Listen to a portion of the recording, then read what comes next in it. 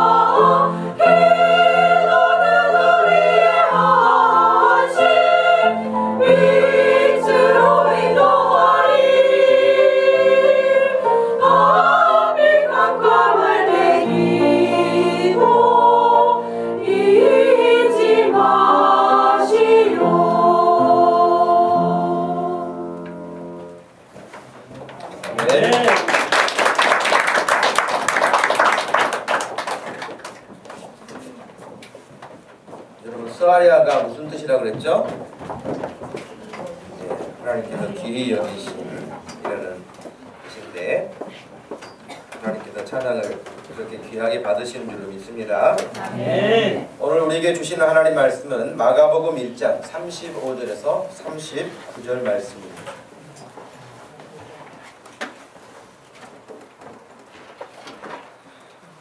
마가복음 1장 35절에서 39절 말씀을 찾으셔서 한 목소리로 말씀을 읽겠습니다. 35절입니다. 새벽 아직도 밝기 전에 예수께서 일어나 나가 한적한 곳으로 가사 거기서 기도하시더니 시몬과 및 그와 함께 있는 자들이 예수의 뒤를 따라가 만나서 이르되 모든 사람이 주를 찾나이다. 이르시되 우리가 다른 가까운 마을들로 가자. 거기서도 전도하리니 내가 이를 위하여 왔노라 하시고 이에 온 갈릴리에 다니시며 그들의 여러 회당에서 전도하시고 또 귀신들을 내쫓으시더라. 아멘. 시간에는 캐나다 주바라기 교회를 담임하신 천정인 목사님 나오셔서 말씀 전하시겠습니다.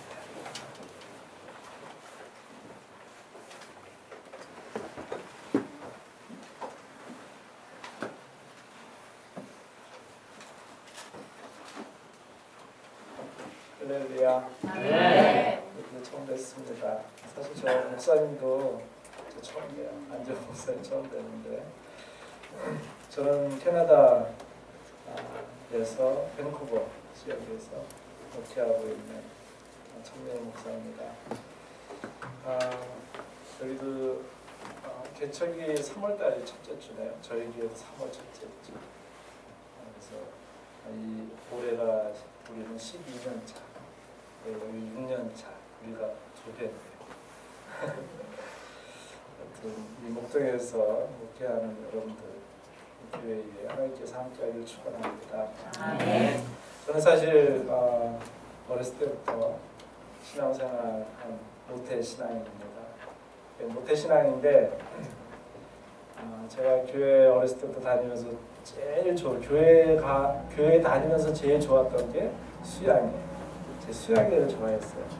그 당시에 수양회라고 했고 지금 뭐 수련회, 캠프라고 그러죠. 그래서 학생부 수양회를 되게 다니는 걸 그렇게 좋아했어요. 수양회 가면 맛있는 것도 해주고 뭐 간식도 늘 챙겨주고 이런 것들이 전 좋았거든요. 제가 먹는 걸 좋아하다 보니까 그래서 수양회를 굉장히 좋아했는데 근데 제가 또 교회 다니면서 제일 싫어하는 게 뭐냐면 성경 취지대. 저는 참 성경 취지대를 정말 싫어했어요. 성경은 아무리 읽어도 모르겠더라고요. 근데 그걸 갖다 뭐 취지대 중고등학교 때는 그 취지대를 한 달에 한 번씩 했어요. 그래가지고 한 달에 한 번씩 하는데 그게 너무너무 힘들었고 저한테는 왜 하나 싶기도 하고 그래서 제가 성경 취지대에 성적도 별로 안 좋고 이렇게 해서 그랬는데 제가 수양회를 굉장히 좋아했어요. 수양회는 뭐 곳곳에 다 있어요. 바닷가도 가고 뭐 기도원도 가고 제가 초등학교 때부터 원래 중고등부가 수양회를 가는데 저는 초등학교 때부터 따라다녔어요. 저희 어머니가 지금 권사님이시지만 그 당시 집사님일 때 매일 가서 밥을 해주고 하니까 저는 그냥 따라가서 수양회를 초등학교 때부터 따라다녔는데 그렇게 따라다니고 수양회를 좋아하다 보니까 제가 12학년이 아니죠. 여기서 고3이 됐어요. 캐나다는 12학년이 고3이니까. 근데 고3이 됐는데 원래 고3은 캠프 가지 않습니까? 수양회 가지 않습니다. 고2까지만 수양을 하고 또 고2까지만 임원회를 하고 고3은 이제 아무것도 안 맞고 이제 입시를 준비해야 되죠. 근데 제가 고3이 됐는데 여름이 다가왔는데 수양회를 가고 싶은 거예요. 너무 가고 싶은 거예요, 수양회를. 근데 고3인데 고3들은 절대 수양회 안 갑니다. 우리 선배들도 고3이 수양회 간 적이 없어요. 입시 준비해야 되기 때문에. 그래 당연히 고3들은 수양회 안 가는 걸로 아는데 저는 너무나 가고 싶어서 저는 간다 그랬죠. 저는 공부는 중요한 게 아니야. 일단은 가서 많이 먹고 하여튼 이렇게 게임하고 이런 걸 좋아했으니까. 근데 참 하나님의 은혜라는 게 언제 어떻게 임하는지를 우리는 모르는 거예요. 전 그래서 우리 학생들, 특히 학생들이나 뭐 어른들도 마찬가지지만 은혜의 자리는 항상 놓치면 안 돼요. 근데 참 이 은혜 자리에 꼭 빠지는 분들이 있어요. 잘 참석하다가 야 진짜 이게 너무 은혜스러운 자리에 꼭 빠지는 분들이 있어요. 근데 정말 제가 제 체험적으로 봐도 은혜의 자리는 빠지지 않는 게 좋아요. 어찌하든지 우리 학생들도 마찬가지예요. 하여튼 은혜의 자리, 하나님이 함께하고 예배하는 자리는 참 언제 성령이 역사하시는지 모르겠어요. 제가 고3이 됐는데 수양에 간다 그러니까 선생님들이 다 놀라는 거예요. 그 당시에는 전사님이 없었고 담임 목사님이 직접 학생들 이끌고 다니고 집회하고 그랬습니다. 목사님은 명일이 너 고3인데 수양이 온다. 내심 저는 공부가 걱정은 되지만 일단 먹는 걸 이길 수가 없는 거예요. 그래가지고 고3 때 수양에 갔는데 저는 뭐 그렇게 크게 기대하지 않고 늘 다녔던 수양이고 마석에 있는 용광로기도 저는 용광로기도에 지금 있는지 없는지 몰라요. 그냥 그 장소가 저에게는 내 생에 잊지 못할 장소였기 때문에 늘 그렇게 기억하고 있어요. 그래가지고 이제 갔는데 저는 고3이고 제 형이잖아요. 오빠고. 그래서 늘 이렇게 맨 앞자리. 제가 부흥회 갔더니요. 제일 은혜의 자리는 목사님이 설교할 때 침이 튀기는 자리가 은혜의 자리. 그래가지고 제가 항상 그 앞자리를 좋아했어요. 맨 앞자리에 앉아서 무릎 꿇고 그때는 학생들을 모아놓고 부흥예식을 했죠. 부흥예식 박수 치고 통성기도 할 때는 불을 끄라. 이게 그냥 그 당시에는 그 분위기였어요. 그런데 이제 그렇게 저녁에 집회하고 낮에는 이제 게임하고 그러는데 마지막 그때는 3박 4일이었거든요. 월요일날 가서 목요일날 저녁에 끝나고 금요일날 마지막 날이었는데 마지막 날에 목사님이 빌립보서 4장 4절입니다. 항상 다시 말합니다. 저는 그 말씀이 저는 뭐 설교를 들어도요. 우리 학생들 어떤지 모르겠어요. 저는 학생 때요. 설교를 들어도 그게 무슨 말인지 이해를 못했어요. 그래서 설교가 귀에 잘 안 들어왔어요. 그리고 성경을 봐도 이해가 안 되고. 근데 그때 그 말씀 가지고 설교를 했어요. 저는 또 앞에 앉아서 목사님 설교한 걸 들었어요. 근데 어쨌든 그 저녁만큼은 특별했어요. 굉장히 말씀이 저한테 가까이 다가왔어요. 마지막 날에 그 당시 목사님들이 하시는 게 뭐였냐면 하나님께 헌신할 사람 손 들어보래요. 저는 그 하나님께 마지막 날에 헌신할 사람 손 들어보라는 학생들 앉혀놓고 그렇게 하는 거예요. 저는 몇 년 동안 그걸 경험해왔기 때문에 뭐 무슨 말인지 알아요. 그게 다 하나님 앞에 헌신할 사람, 다 신학교 갈 사람 손 들어가는 거예요. 근데 저는 절대 안 듣습니다. 절대 들을 수가 없어요. 저는 그 당시에 이제 교대를 갈까 사대를 갈까 그렇게 해놓고 이제 공부를 했기 때문에 저는 뭐 손 들지 않죠.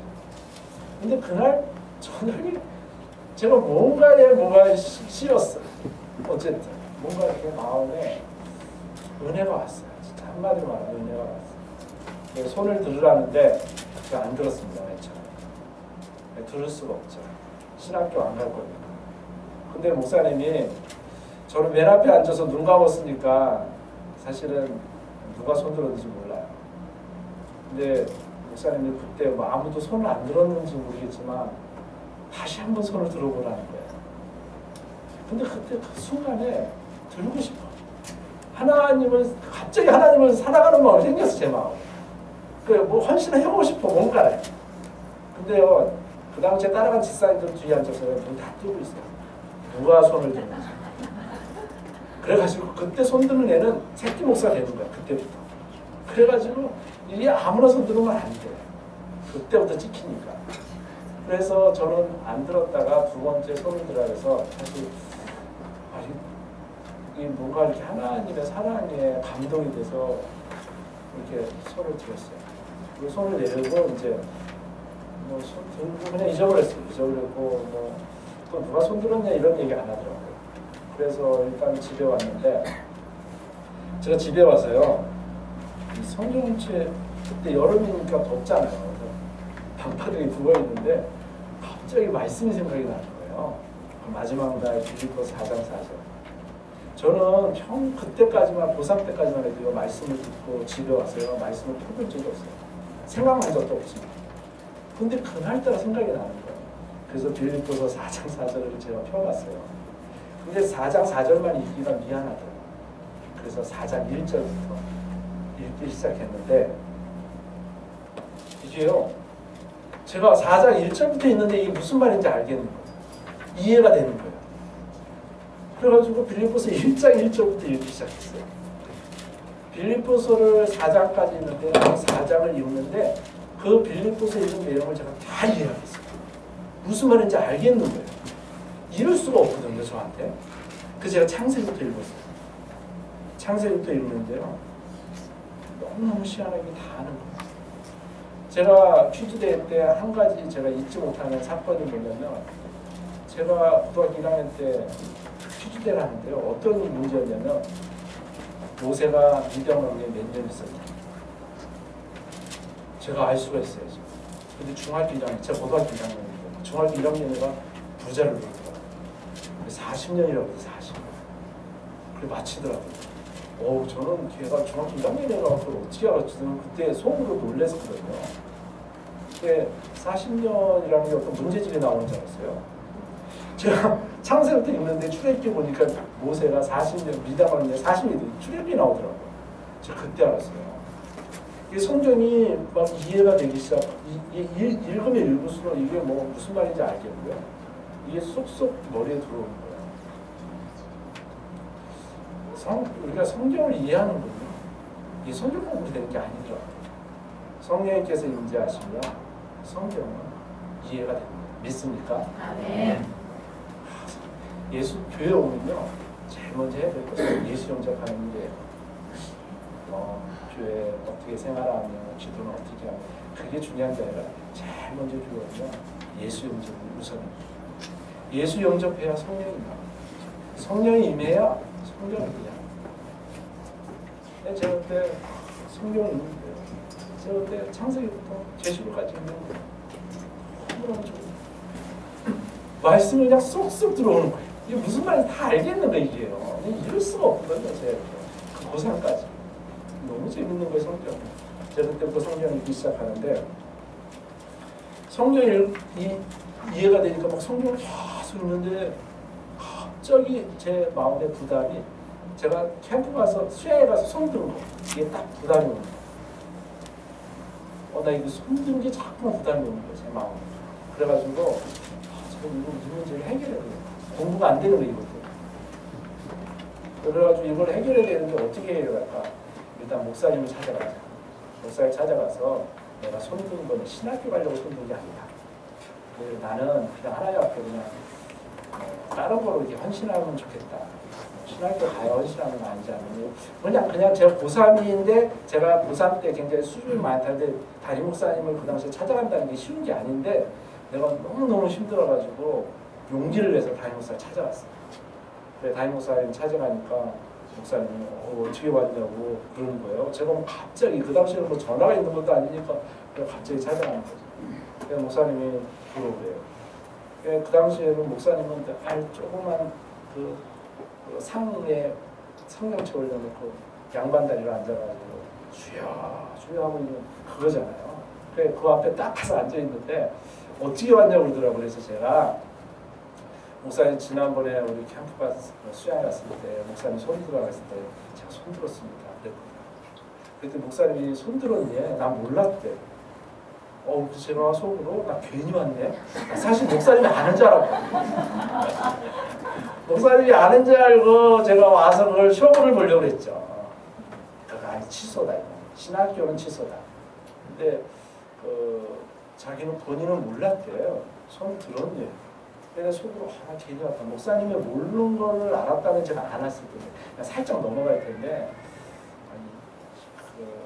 몰랐다면서 제가 굉장히 후회했어요. 그 순간에 팍 후회가 되더라고요.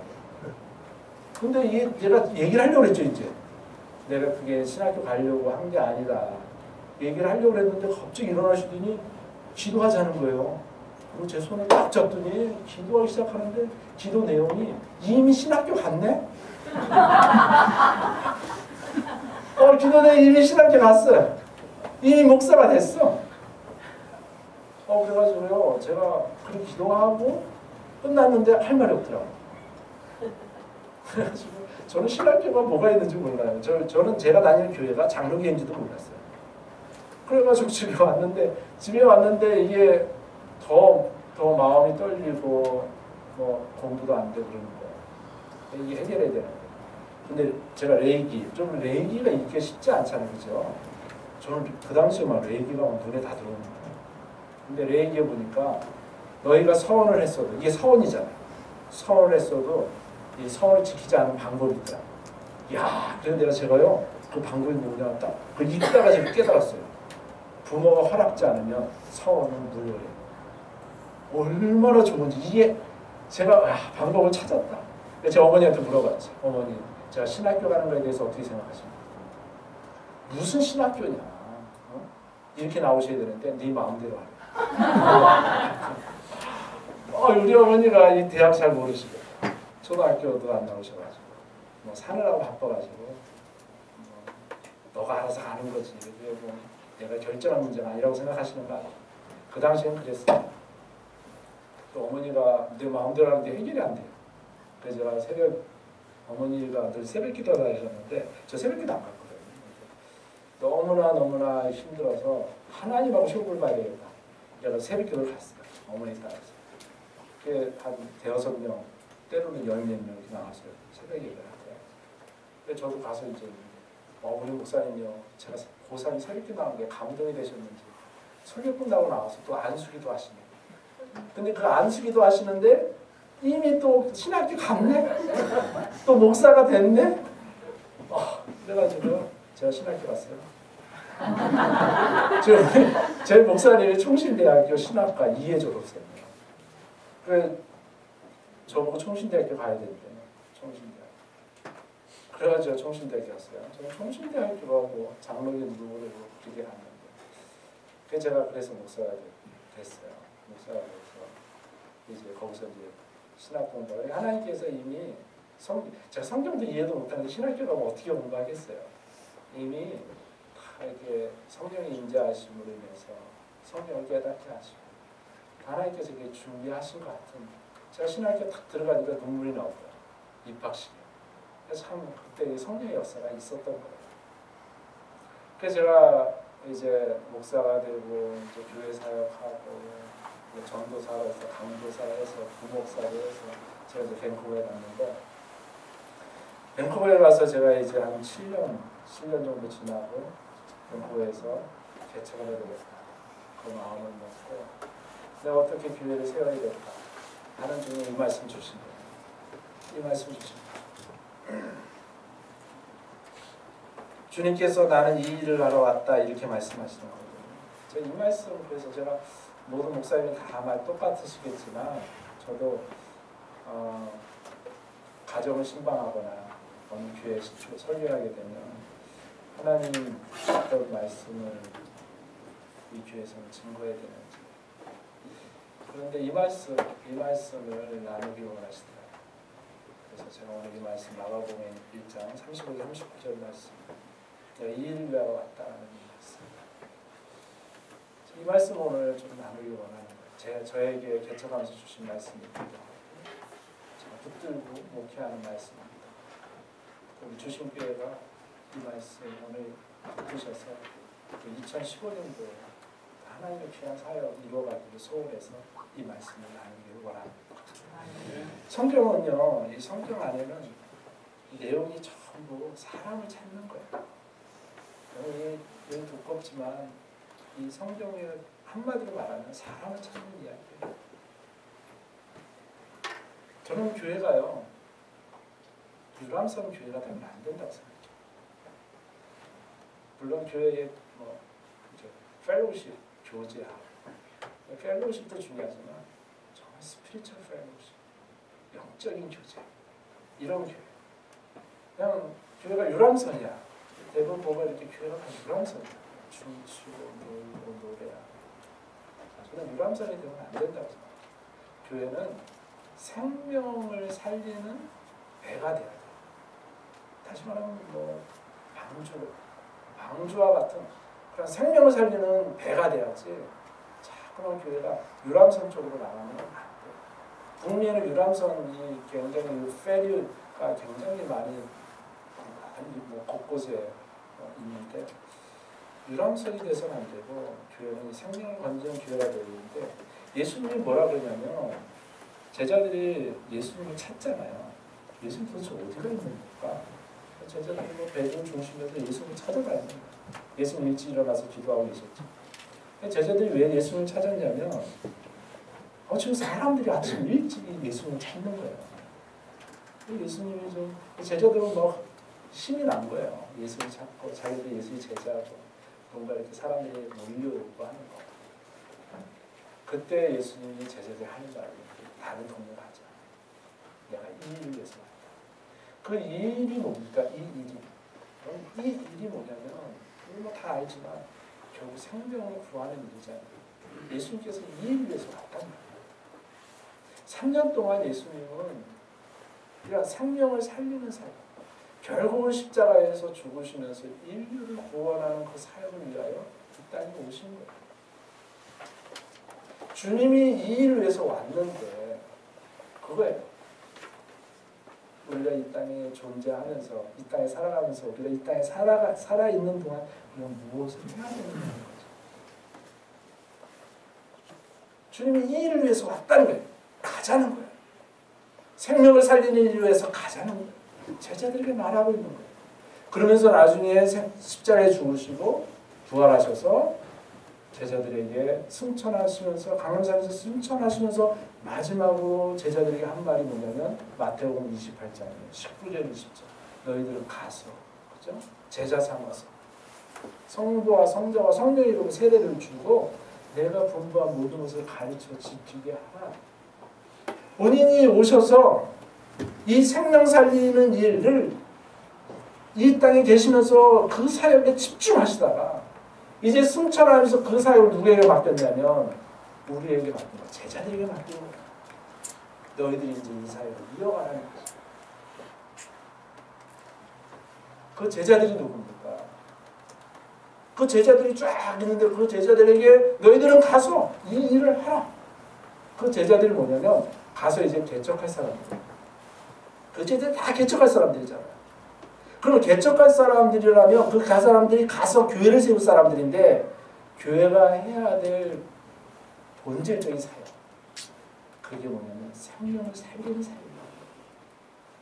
이 사역을 누구에게도 맡기지 아니하시고 우리에게, 제자들에게, 믿음의 사람들에게, 교회에게 이 사역을 맡긴 거죠. 여러분 가서 이 마태복음 28장 19절 20절에 가서 제자 삼아서 그 세례를 주고 가르치라. 한 센텐스에 동사 4개가 나옵니다. 한 센텐스에 동사 4개가 나와요. 그러면 뭐 영어를 좀 하면 다 알지만 한 센텐스에 본동사는 하나거든요. 근데 여기 동사가 4개가 나와요.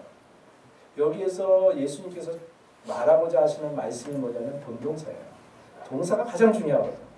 동사가 그 센텐스에서 말하고자 하는 핵심이거든요. 그래서 이 센텐스에서 우리는 본동사를 찾아내야 돼요. 그게 주님께서 우리에게 말하고자 하는 거예요. 그럼 가라 이게 본동사냐? 제자 삼으라 이게 본동사냐? 아니면 세례를 주라? 아니면 가르치라? 어느 게 본동사냐는 거죠. 우리 한글로서는 모르지만 영어로 딱 보면 본동사가 뭔지 알아요. 본동사는 이 4개 중에 뭐냐면 제자 삼는 게 본동사예요. Make disciples. 나머지는 다 분사예요. Going, baptizing, teaching이에요. 그럼 주님이 말하고자 하는 건 우리에게 말하고자 하는 건 뭐냐면 제자를 삼는 거예요. 제자를 삼으라는 거예요. 이 사역을 우리에게 맡기신 거예요. 교회가 존재하는 이유, 우리가 이 땅에 믿음으로 살아가는 하나님의 자녀로 살아가는 이유, 이것은요 우리가 제자 삼는 사역을 우리 해야 돼요. 이거예요. 이거. 이걸 하지 않으면 교회라고 말할 수 없어요. 이거는 그냥 주신 친교 모임 얘기했죠. 주바라기 친교 모임이에요. 교회가 아니에요. 교회. 이 사역을 해야 교회예요. 교회. 이걸 우리에게 맡겨주셨다는 거죠. 이 제자를 삼기 위해서 우리가 가는 거예요. 제자를 삼기 위해서 예수님께서 방법을 가르쳐 주신 거예요. 제자를 어떻게 삼느냐? 가라는 거예요. 고임. 제자를 삼기 위해서 뱀타이징. 제자를 삼기 위해서 티칭 하라는 거예요. 그 방법론으로 분사를 준 거고 정작 예수님이 원하는 건 우리가 제자 삼는 거예요. 우리 이 사역을 해야 돼요. 이 사역을 해야 돼요. 저희 교회는 처음부터 이 사역에 집중했어요. 물론 주신교회도 마찬가지예요. 주신교회 제가 보니까 목사님 들어보니까 그런 거 같아요. 정말 여러분 우리가 지금까지 그렇게 해왔으면 앞으로도 내가 이 교회에 있는 한, 내가 이 땅에 존재하는 한, 이 사역은 우리가 목숨을 걸고 사역해야 돼요. 다른 거 못해도 돼요. 다른 거 못해도 되지만 이 제자 삼는 거. 주님께서 우리 이 일을 하여 오셨고 이 일을 우리에게 맡기고 가신 이 사역만큼은 놓치지 말아요. 여기는 마을이라고 그러지만 저희는 목장이라고 해요. 저희 목장이 있는데 목장이 8개가 있는데 여기는 구역장이라고 그러죠. 우리는 이제 일반 교회는 이제 장로교는 구역장이라고 그러는데 저희는 목장의 리더가 목자라고 해요. 목자가 있어요. 목자. 저희 교회에서는 불교나 뭐 하여튼 뭐 여러 가지 많은 종교를 믿었던 분들이 많이 회심하는 그런 케이스가 많은데 무신론자, 철저 무신론자 가정도 있어요. 근데 제가 뭐 여러 가지가 있는데 목동에 왔으니까 이 목동에서 온 한 가정이 있어요. 목동. 그러니까 우한 아줌마 목동에서 왔어요. 굉장히 우아해요. 항상 명품만 입어. 명품만 입어. 그 제가 개척 막 했을 텐데 애 둘을 데리고 오고요. 그 유학생. 그 유학생한테 굉장히 우아해. 돈이 많아. 목동에서 와서 돈이 많아. 그래 항상 남편이 오면 여행을 떠나. 교회를 안 와. 여행을 떠나거나 크루즈 타고 갔다 오고 유럽 갔다 오고 갔다 오면 뭐 희한한 거 다 사와. 근데 그래서 교회는 중요한 게 아니야 일단. 남편이 오면 여행을 잡아. 그래서 쫙 갔다 오고. 그래서 제가 남편 오는 거 싫어했어요. 목장 모임을 하면 남편이 왔는데 꼭 목장 모임 가야 되니까. 뭐 목장 모임 가면 한 3-4시간 하거든요. 새벽 1시, 2시에 끝나요. 네. 그러니까 뭐 그 애들 공부도 있고 이런 거 따지니까 남편이 굉장히 싫어해요. 남편은 그 술주자예요. 이거 굉장히 강하시고 이거 좋아하시고 이런 그런데 앉아 있는 게 너무 희한한 거예요. 앉아 있지 못해 그런 거. 뭐 어떻게 이렇게 뭐 앉아서 그렇게 몇 시간 동안 떠드는지 그거에 대해서 이해를 못해요.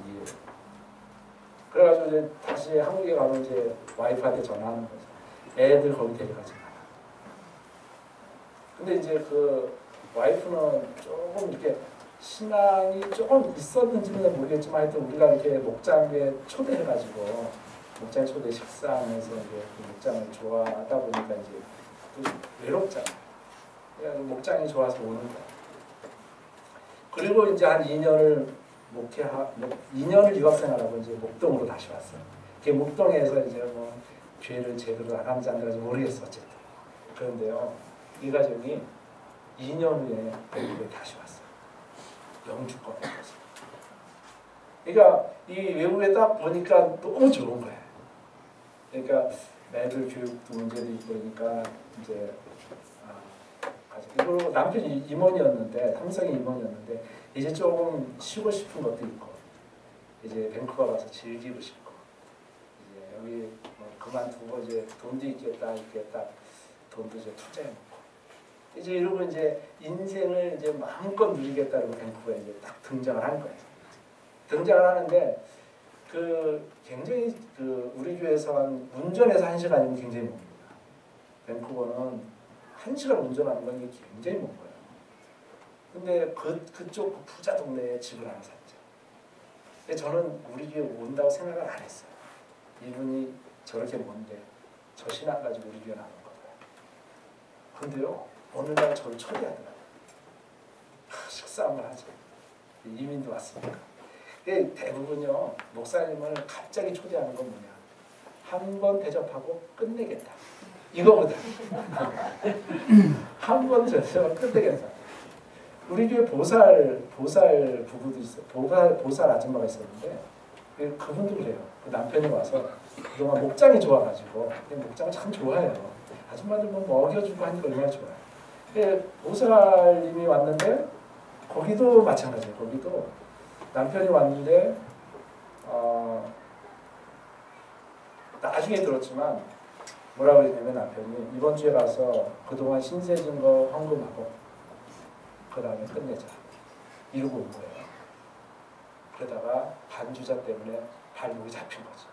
그래가지고 우리 교회 이제 그 등록을 해가지고 정말 온 가족이 다 회심하고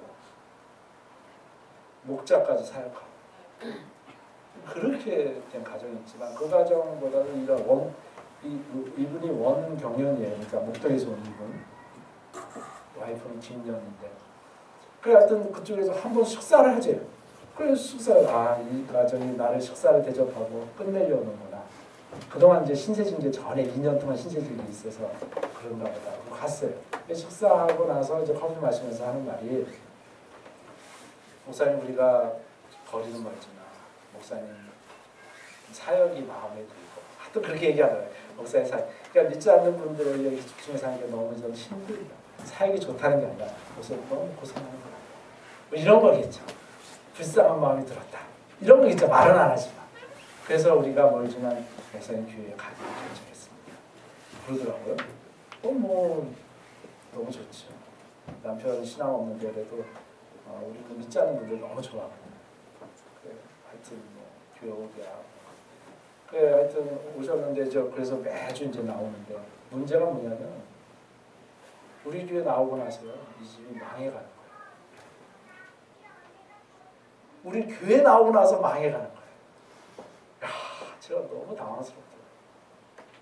와이프가 저한테 뭐라 그러냐면 우리 남편을 괜히 교회 데려왔다. 그럼 그렇습니다. 믿지 않는 사람들이 왜 교회 나오기를 두려워하냐면 종교를 바꾸거나 교회 나오면 뭔가 이렇게 꼬지가 들어온다는 이 두려움 때문에 믿지 않는 사람들을 전도하는 게 믿지 않는 사람이 그걸 제일 두려워해요. 여러분 그걸 잘 아셔요. 근데 여러분 성령의 역사는 우리가 알잖아요. 성령의 역사는 그건 아무것도 아니거든요. 사단이요 거짓된 영들 성령의 역사로 성령의 역사하신 거 아무것도 아니에요. 이 거짓된 사람들은 거짓된 이 사단들은요 겁만 줄 줄 알지 힘이 없어요. 어디 뭐 창조주 하나님 앞에서 그들이 꼼짝을 하겠어요. 근데 어쨌든 이 가정이 망해가는 건데 어느 정도로 망해가냐면 바닥까지 내려요. 한국에 투자해놓은 그 굵직굵직한 것들이 그 당시에 미국의 그 주식이 확 떨어지면서 한국에 그렇게 영향을 미쳤죠. 그러니까 그 자기가 든든하게 믿었던 그 주식이 그냥 종이조각이 되는 거 하루아침. 그러니까 이거 살려야 되잖아요. 살려야 되니까 밴쿠버에 있는 집도 파는 거예요. 이 집이 빨리 팔리도록 기도해달라는 거예요. 근데 집이 팔렸는데 그걸 갖다가 또 메꾸는 거예요. 메꾸지 말았어야 돼요. 게다가 이 목동에 있는 아파트가 다 날라갔어요. 그럼 캐시가 다 날라갔고 목동의 아파트가 날라갔어요. 그냥 날라갔어요. 그 다음에 밴쿠버에 사놓은 그 하우스 40억짜리가 다 날라갔어요. 이 집에 뭐가 남았겠어요? 남은 게 없어요. 야, 망할래니까요. 그렇게 망합니다.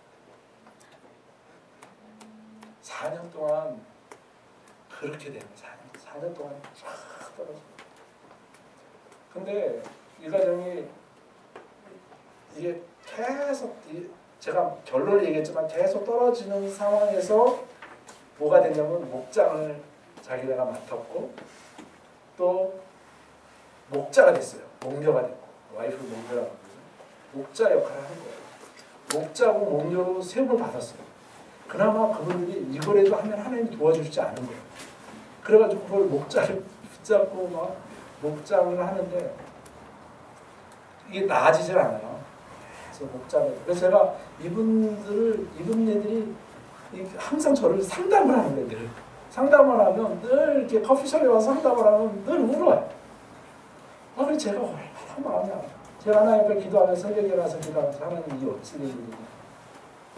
하나님 일을 하면 이게 세워져야지 망한다는 게 말이 됩니다. 근데 뭐 끝까지 가요. 끝까지. 근데 희한한 건요. 저는 이분들이 신앙을 버릴 줄 알았어요. 근데 신앙을 버리지 않았어요. 그게 너무너무 감사합니다. 하나님을 원망할지언정 신앙을 버리지 않더라고요. 그러면서 뭘 붙잡았냐면 목장을 붙잡더라고요. 목장을 붙들고 가는데요. 목장 하나 붙드는 거예요. 그 믿지 않는 사람들, 믿지 않는 사람들 진짜 너무너무 힘들거든요. 진짜 한 영혼을 구원한다는 게 보통 힘든 게 아니에요. 근데 여러분 이분들이 제가 지켜보죠. 목장에 뭐 몇 개 있지만 그분들 목장을 지켜보면 그 멀리서 그 목장을 세운다는 게 쉬운 게 아닌데도 그 한 영혼 믿지 않는 사람 한 사람 붙들고요. 새벽 2시까지. 자기네들이 얼마나 힘들어요. 목장을 하려면 음식을 차려야 되는데 저도 나중에 들었지만 20불이요. 목장을 해야 되는데 뭘 사야 돼 20불이 없어서 이 목장에 밥을 차려내기가 너무 힘든 거예요. 그 정도로 막 너무 이게 망한 거예요. 근데 그런 상황 속에서도 이 영혼들을 붙잡는데요. 야, 여러분 그걸 아세요? 그 어려운 가운데도 교회 이 목장을 분과해내더라고요. 거기에 있는 믿지 않은 사람이 거기서 감동이 돼가지고 지금도 그 사람들이 목장을 하나 또 섬기고 있는데 목장 하나를 분과해낸다는 게 보통 힘들지만 그 어려움 중에서 그 망해간 상황 속에서 목장을 분과해내는데요. 제가 깜짝 놀랐어요. 지금은 정말 그 가정이 저희 교회 그냥 중심의 중심. 누구도 그 사람을 건들 수가 없어요. 저도 그렇지만 저도 경험했지만 그분들 뭐 다른 목자들도 마찬가지지만 제가 거기서 딱 깨달은 게 뭐냐면 이게 영적 원리구나. 저는 여러분 영적 원리라는 게 있어요. 저는 너무너무 많이 깨달았어요. 저는 제 얘기를 하는 게 제일 죄송하지만 저는 그 당시에 한 8년을 이 목장 사역을 해온 거죠. 믿지 않는 사람들 어쨌든 하나님께서 제자 삼으라 했으니까 어쨌든 영혼 구원하는 일에 막 집중해서 하는 거예요. 저는 8년 동안 달려가는데요. 8년 차에 뒤로 돌아봤더니 제 아들이요 대학교 가려고 준비를 하고 있더라고요. 저 우리 애가 대학생이 고3이 됐는지를 생각을 못할 만큼 그냥 이게 여기 집중해 온 거야. 근데 딱 보니까 얘가 대학교 간다고 뭐 원서를 쓰고 그런 거예요. 얘가 대학교 갈 때가 됐구나. 근데 대학교 가면 밴쿠버, 토론토 이건 뭐 유학이거든요. 몬트리올까지 가보세요. 그럼 이건 진짜 유학이에요, 유학. 그러면 학비는 캐나다에서 로운이 다 나오니까 학비를 한다지만 생활비를 어떻게 감당할까? 근데 얘는 뭐라 그러냐면 아빠 나 토론토 어디다 집어넣고 또 몬트리올 어디다 집어넣고 이런 얘기를 하는 거예요. 근데 아버지로서 야 우리가 지금 가지고 있는 돈이 없으니까 놓지 마라. 가까운 데 가든지 이렇게 말할 수가 없더라 제가. 그래 너 원하는 대로 해라. 원하는 대로 놀아. 저도 그랬죠. 속으로는 이걸 어떻게 감당하지? 내가 어떻게 해야 되지 이거를? 굉장히 걱정을 많이 했어요. 근데 이걸 어떻게 해야 되지? 제가 새벽기도 와서 이거 어떻게 해야 되지? 제 아내가 당신 어떻게 하려고 그래? 글쎄 이거 어떻게 할까? 그래도 한 학기는 우리가 학비를 내줘야 되지 않을까? 또 매월 생활비를 보내줘야 되는데 이거 어떻게 할까? 또 거기는 애들 베네핏이 나와요. 2명 이상이면 요즘엔 더 많이 나오죠. 그 당시에는 제가 받은 게 둘이 받아서 한국 돈 55만 원 캐시로 줘요. 둘 정도 되면 요즘에는 한 7, 80만 원 나올 거예요. 근데 우리가 그걸 받아가지고 돈 있는 사람은 그걸 가지고 교육적금을 계속 둬요. 그래가지고 대학교 갈 때 그걸로 다 학비를 내죠. 근데 우리는 그 돈으로 가지고 살았죠 우리가. 얘네들은 나오는 거 몰라. 그냥 우리가 다 받아가지고 다 썼지. 생활비. 그냥 교육보험도 없지. 뭐 그러니까 이거 참 어떻게 할 수가 없는데 제가 거기에 한국에 그 사관학교 있잖아요. 사관학교. 캐나다 사관학교 있어요. 공군, 육군, 해군이 한 곳에 있어요. 그냥. 많지 않기 때문에. 캐나다 군인이 5만 명입니다. 여기 경찰병력이 한국의 경찰병력밖에 안 돼요. 5만 명인데 그 사관학교 캐나다 사관학교 들어가는 거는 굉장히 어려워요, 사실은. 한인들이 캐나다 사관학교 들어간 거에 대해서 잘 몰라요. 그리고 이게 인종별로 그 티오가 있어요. 그 캐나다 몇 프로, 또 뭐 중국 몇 프로. 왜냐하면 실력이 좋다고 해서 한국 애들만 다 뽑아서 안 되거든요. 절대 그러면 안 돼요. 그러니까 이게 퍼센티지로 있고, 그 다음에 또 주별로 있어요, 주별로. 캐나다에 10개 주가 있잖아요. 10개 주별로 티오가 또 있어요. 그러니까 뭐 BC주는 온타리오주가 가장 많고, 거기가 뭐 제일 인구가 많으니까 국회의원도 제일 많고, 뭐 BC주는 그게 많지 않아요. 그러니 그 중에 인구별로 뽑고 인종별로 뽑고 이러니 한국 사람이 이렇게 한국 애가 사관학교 간다는 게 쉬운 게 아니에요. 근데 제가 그랬죠. 한번 놓을래? 그랬더니 맨 처음에는 자기 부식될 마음이 없는데 내가 아빠가 놓으라니까 그냥 노는 거예요. 근데 딴 데서 합격 통지서가 계속 오는 거예요. 여기는 안 오고. 근데 여기는 뭐 전혀 모르니까 이 인포메이션도 잘 모르고 하니까 그냥 잊어버리고 있었는데 너 전화가 왔대. 너 합격했으니까 너 올 건지 안 올 건지 며칠까지 알려달라는 거야. 야, 제가 아빠 전화가 왔는데 알려달라는데 그래서 그래? 그럼 거기 가야지. 그래도 얘가 나 거기 아닌데 나는 이제 자기는 그 동부 뭐 거기 간다고 생각만 하는 거야. 제가 그랬죠. 한국 보내줄게 한번 갈래? 한국 한번 여행 시켜줄게. 근데 어쨌든 얘가 모르겠어요. 하여튼 아빠 생각해서 그랬는지 나중에 사관학교 가겠다 하더라고요. 저는 그거 보면서 하나님께서 영적 원리는 그런 거예요. 우리가 하나님의 일에 이렇게 하면 하나님이 우리의 일을 케어하신다. 이게 영적 원리다. 하나님이 가장 기뻐하는 일 하면 하나님 책임져 주신다는 거죠. 너희가 먼저 그의 나라와 그의 일을 구하라. 그리하면 그러잖아요. 모든 것을 해주겠다. 그 모든 것이 그게 생활이고 렌트비고 그게 다 그런 거거든요. 여러분 우리가 아무리 능력이 있어도 우리가 이렇게 컨트롤할 수 없는 게 있어요. 우리의 생명. 여러분들 우리가 생명을 컨트롤할 수 없거든요. 여러분 자녀도 있지만 자녀도 우리가 컨트롤할 수 없어요. 우리가 컨트롤할 수 있는 한계를 넘어서는 거예요. 이런 것들, 이런 분야들은. 이건 누구만 할 수 있느냐? 하나님만 컨트롤할 수 있는 거예요. 이거를 하나님이 책임져 주시더라. 믿습니다, 저는. 이게 영적 원리예요, 이게 영적 원리예요. 제가 영혼 구원해야 된다. 이걸 뭐 하는 주님의 명령이고 주님이 원하시는 것 때문에도 있지만은 이게 영적 원리예요. 하나님이 하라. 이런 거에 집중하라 하면 하나님이 그 너의 모든 것들을 책임져 주겠다는 거예요. 그 원목자님네가 그렇게 망했지만 그 망한 가운데서요 돈이 없습니다, 이 집에. 근데 거기에서 그 어려운 가운데서도 영원하는 일이에요. 얼마나 애쓰는지 제가 막 안 했으면 좋겠다. 그런 마음을 가진 만큼 우리 매주 모이거든요. 매주 뭘 붙잡고 있는 거예요. 한 사람이 와도 그 사람 붙잡고 있고 평일날 그 사람을 위해서 뭐 도와주고 제가 막 너무 안타까운 것만큼 목장만 붙들고 있는 거예요. 근데 이게 덕이 안 됩니다. 믿지 않는 사람들한테 교회에 덕이 안 돼요. 뭐 저렇게 망해놓고 뭐 목장만 붙든다고 되나? 이런 냉소적인 게 있어요.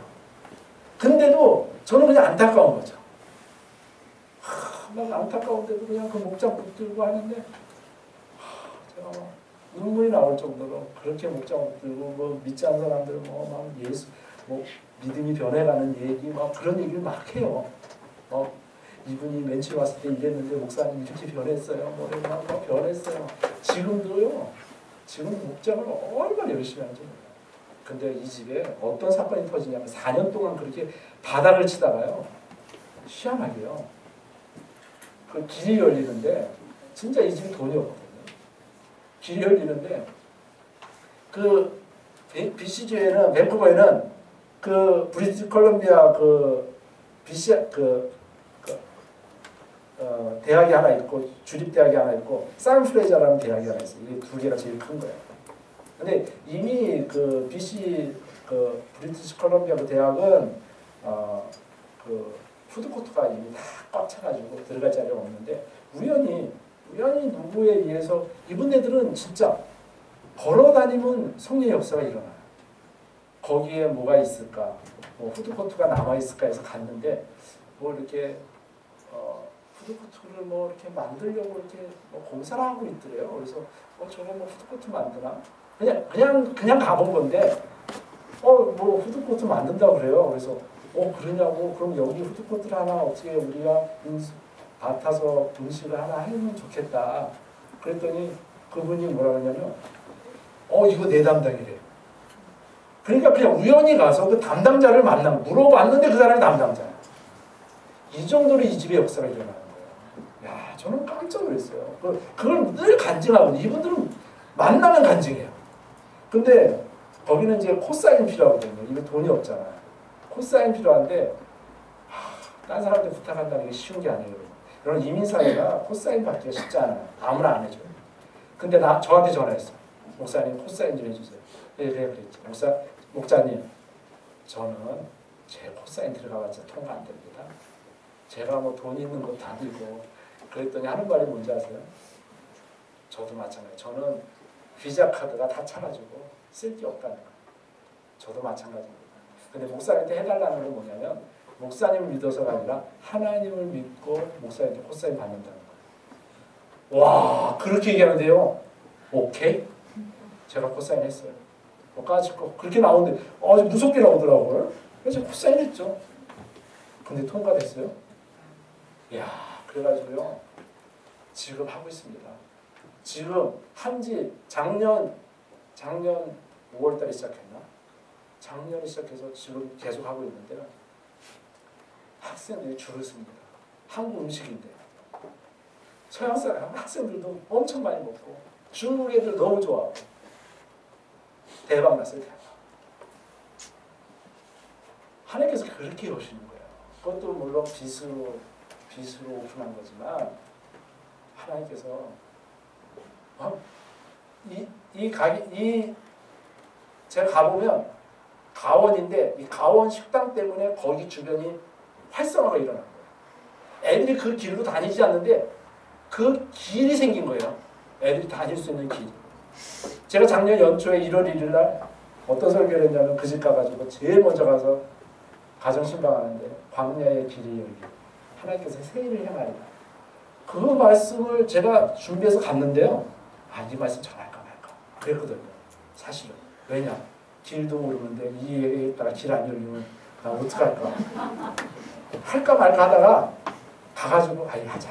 그리고 광야의 길 연다. 새 일을 행한다. 이사야에서는 말씀을 했죠. 어디 열리고요. 제가 한 게 아니에요. 제가 뭐 설계했다고 한 건 아니고 하나님 그분네들을 너무 귀하게. 근데 희한한 게 뭔지 아세요? 올해 3월 달에요. UBC에 있는 그 학교에 또 하나 오픈합니다. 그게 연결될 수가 없어요. 그게 열 수가 없는 건데 그 담당자하고 뒤에 농담으로 얘기하다가 뭐 그래? 너 여기 한번 열어봐. 그 사람이 추천하고 그 사람이 인테리어 다 해주고 뭐 여기서 사이프레즈에서는 자기가 인테리어 막 하려고 뭐 좀 힘들었는데 여기서는 다 해줘서 요즘 2개 이제 오픈하는데 2개가 이제 막 대학은 이게 한번 오픈하면 이게 보장된 것이거든요. 손님 보장된 거 그런 거잖아요. 제가 거기서 물론 다른 목자들도 그런 안중이 있지만 이제 목동이니까 목동에서 오신 그 누굴 얘기하는 거예요. 정말 4년 동안 그 고생하고 그래도 하나님이 원하시는 제자 삼는 사역에 붙잡으니까 하나님이 정말 영적 원리예요. 하나님 책임도 주시더라고요. 이건 뭐 살아보지 않으면 경험해보지 않으면 이건 뭐 말할 수 없는 거예요. 저는 저희 어머니가 30에 혼자 되셨거든요. 30에 혼자 되셨는데 30에 자녀 넷을 키우는 거야. 저는 어렸을 때는 사실은 어머니가 나이가 30이다. 굉장히 젊다는 생각을 못했어요. 저 어렸을 때 진짜 몰랐어요. 30에 혼자 된 게 얼마나 젊었을 때 혼자 된 건지 전 전혀 몰랐어요. 제가 나이가 이렇게 들으면서 30에 혼자 됐다는 게 이거는 뭐 지금은 뭐 30대도 결혼 안 하잖아요. 근데 30에 애 넷을 키우고 혼자 됐으니 이게 저 어머니의 마음을 어렸을 때는 몰랐는데 나이가 들어보니까 30에 혼자 된 게 얼마나 힘들었던 건지 제가 나이가 든 게 아니에요. 우리가 주님의 마음을 좀 알아야 되지. 교회는 10년, 20년 다니는데 이 주님의 마음을 모르면 안 된다고 생각해요. 처음에는 모르겠지만 지금 교회 다니면 주님이 무엇을 원하는지는 알아야 될 거예요. 주님이 원하는 게 뭐겠어요? 마태복음 28장 19절 20절 제자 삼으라는 거예요. 마지막 유언적으로 말씀하시는 거예요. 유언적으로. 마지막으로 내가 너희들한테 이걸 맡긴다고 가신 거거든요. 내가 그동안 해왔던 거. 그럼 제자가 뭡니까? 제자가 뭐예요? 제자는요. 선생님이 했던 걸 하는 게 제자예요. 우리가 예수님의 제자라면 예수님이 했던 걸 우리가 하는 거예요. 우리가. 그게 참 제자예요. 주님이 하신 일이 뭐예요? 생명을 살리는 사역을 했잖아요. 내가 이 일을 위해서 왔다 했잖아요. 그리고 이 일을 우리에게 맡기고 갔잖아요. 우리가 정말 예수님의 제자라면 예수님이 하셨는 일을 해야지. 그게 뭐냐면 생명 살리는 일이에요. 마지막으로 여러분, 제가 인생 수업이라는 책 제가 한번 읽어봤는데 거기에 보면 죽음 앞에 있을 때 하고픈 거 지금 해. 그 말이 달라요. 좀 그 말이 참 은혜 받았어요. 그 아들이 하나 있는데 아들이 이 티셔츠 그 하나는 입고 잠 자고 그거 입고 학교 가고 그거 입고 밥 먹고 엄마가 보면 그것만 입고 다니는 이 아들이 꼴 보기 싫은 거야. 근데 걔가 왜 그러냐? 여자친구가 그걸 사줬거든. 그러니까 얘가요, 밥 먹을 때도 그거 입고 나오고, 잠잘 때도 그거 입고 자고, 뭐 학교 갈 때도 그거 입고, 막 그거만 끼어입고 자는 거예요. 그러니까 엄마가 뭐라고, 이년이 찢어버린다고 그래. 막 가위 가져가지고 막 찢어버리려고 그러잖아요. 그럼 애가 막, 왜 그러냐고 막 난리를 치는 거예요. 막 엄마는 막 화가 났죠. 저는 저거밖에 안 입는다. 엄마들이 다 아들 바보 아닙니까? 아빠들 딸 바보. 근데 아들이 여자가 주고 옷 입고 다니면 엄마의 마음이 어떻게? 밴쿠버요. 여긴 잘 모르겠지만 밴쿠버는 다 아줌마들이 아들 바보야. 근데 아들들이 다 아들 바보인데 아들들이 제일 형편없어. 근데 그 아들 바보로 살더라. 그래서 제가 아들 싫어요. 근데 하여튼 이 엄마도 이 아들이 그냥 그 여자친구가 준 거를 끌어안고 사니까 얼마나 화가 나겠어. 맨날 찢어버린다고 막 그러지. 근데 걔가 학교 갔다 오다가 교통사고 죽었네. 그러니까 뭐 어떻게 해. 그래가지고 뭐 이제 장례를 치려면 그 옷을 갖다 이제 벗기고 이래야 되는데 나중에 장례 칠 때 엄마가 그러잖아. 이 티셔츠를 입혀서 장례를 치르라는 거야. 입혀서. 얘가 평상시에 살아있을 때 너무 좋아했던 티셔츠라는 거야. 살아있을 때, 아들이 살아있을 때 그래, 너가 원하는 대로 입어라. 그랬으면 얼마나 좋겠어. 내가 이렇게 구박을 했던 게 후회가 되는 거지. 그럼 우리가 살아있을 때, 이렇게 우리가 움직일 수 있을 때 주님이 원하시는 거 해야 돼요. 제자 삼는 거 하셔야 돼요. 믿지 않는 분들 많다고 저는 봐요. 여러분들 뭐 지사님들 보면 뭐 나는 믿는 사람밖에 없어 그러는데 그렇지 않습니다. 밴쿠버는 한인들도 많지 않은데도 믿지 않는 사람 많아요. 그리고 여기 믿지 않는 사람 엄청 많아요. 엄청 많아요. 그런 사람 한 사람 붙들고 섬기세요. 섬기세요. 목사님 저는 뭐 돈이 없어가지고 잘 못 섬깁니다. 돈 없어서 못 섬긴다는 분들 많아요. 여러분들 집 나올 때 문 잠그는 분들 손 들어보세요. 나는 집 나올 때 문을 잠근다. 다 잠가요? 이런 분들 뭐 있는 거야. 최소 뭐 있어.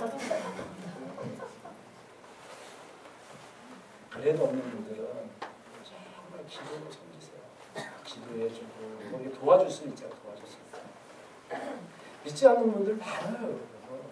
정말 한 사람이라도 딱 해서 딱 정해서 내가 이분을 어떻게 마을에 데려오고 어떻게 섬겨서 이분을 정말 여러분 교회를 데려올 생각하지 마세요. 저도 경험해봤지만 믿지 않는 사람들은요 교회 데려올 생각하지 말고 그냥 섬기면 자동적으로 교회 옵니다.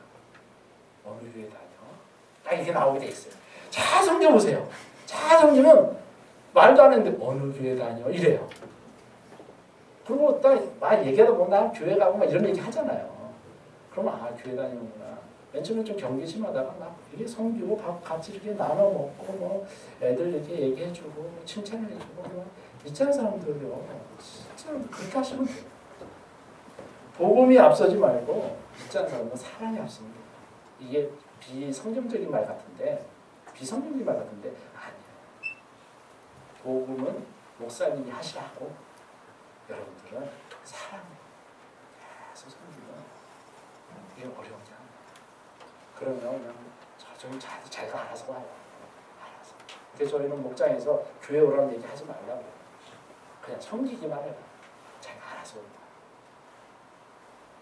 그러니까 2015년도에는 제가 너무 길었나요? 2015년도에는 어쨌든 원하는 집중하시고 영적 원리 꼭 기억하셨어요. 하나님 여러분들의 일들을 다 책임져 주실 줄 믿습니다. 기도하겠습니다. 하나님 아버지 감사합니다. 2015년도에 하나님의 귀한 사역 가서 제자 삼으라는 말씀 영원 구원하는 일에 집중하는 정말 이 주신 기회를 통해서 이 목동이 하나님 알지 못하는 많은 구원함을 받는 은혜가 넘칠 수 있도록 축복하여 주옵소서. 예수님의 이름으로 감사하며 기도드립니다. 아멘.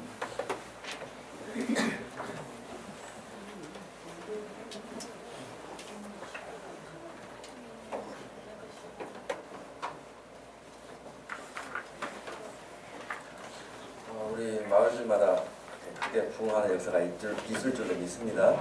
네. 다 같이 자리에서 일어나셔서 기도에 잠시보자.